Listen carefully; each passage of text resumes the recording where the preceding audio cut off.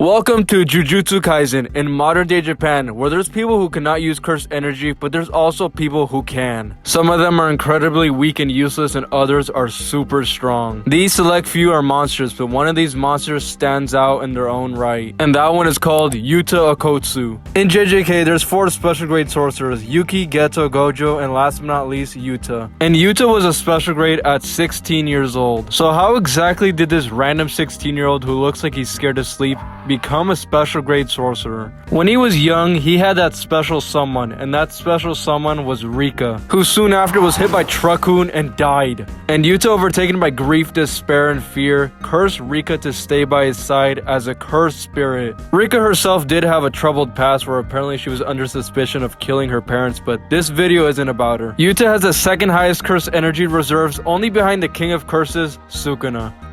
Compared to me, he's a bum. Like I mentioned before, Yuta's cursed energy is so strong, he created the special grade cursed spirit Rika, and she's also known as the Queen of Curses. The opposite of, the King of Curses, Sukuna. Y'all just love mentioning my name, don't you? Yuta isn't physically strong, he doesn't have the 6 size and infinite cursed energy, but here are the reasons why I think he's more impressive than Gojo. Reverse curse technique is a technique that uses negative energy and turns it into positive to heal serious and major wounds. Something that only the highest tiers of sorcerers could do, like Sukuna, Gojo, Shoko. There's some outliers out there. Are you really talking crap about me? No, I would never. Moving on. One thing that separates Yuta from Gojo is that Gojo is able to heal himself, but he can't heal others like Yuta. He's only 17! Okay, but seriously, he mastered something that Gojo hasn't done his whole life in 2 years. But if you think healing people and creating the Queen of Curses and having the second highest level of cursed energy is all he has to offer, well, you're wrong. The pinnacle of Jujutsu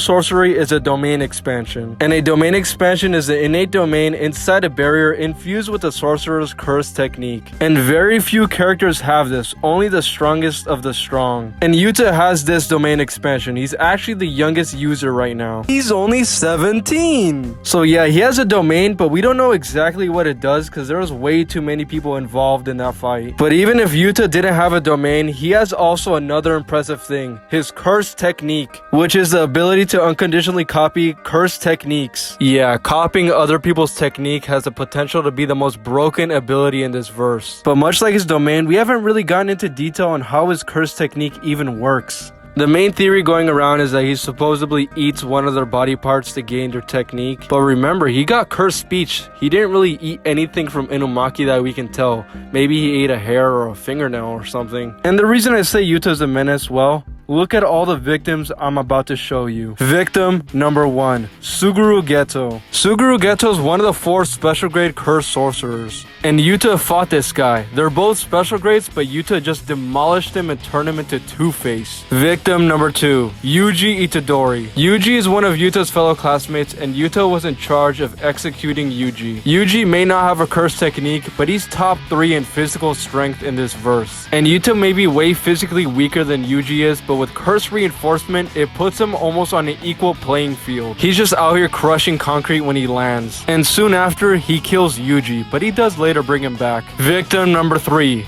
this old dude. This old guy's no slouch. He got 91 points in the culling games, but then Yuta came in and boom, easily done. He really sent him to an early retirement.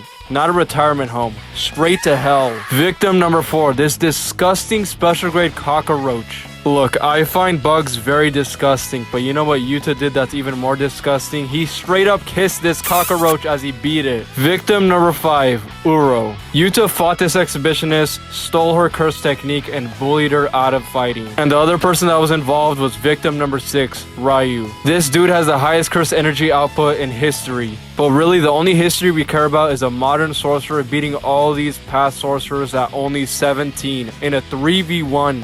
He's only 17! And most recently, this just happened. Victim number 7, Kenjaku. The whole mastermind of this whole entire story, he speed blitzed him and cut off his head. So just get one good look at Yuta's entire resume, and you're gonna think this dude is a menace. He legit hasn't taken a single L in the entire series so far. And if you don't ever want to take an L again, remember to like, subscribe, and share the video, guys!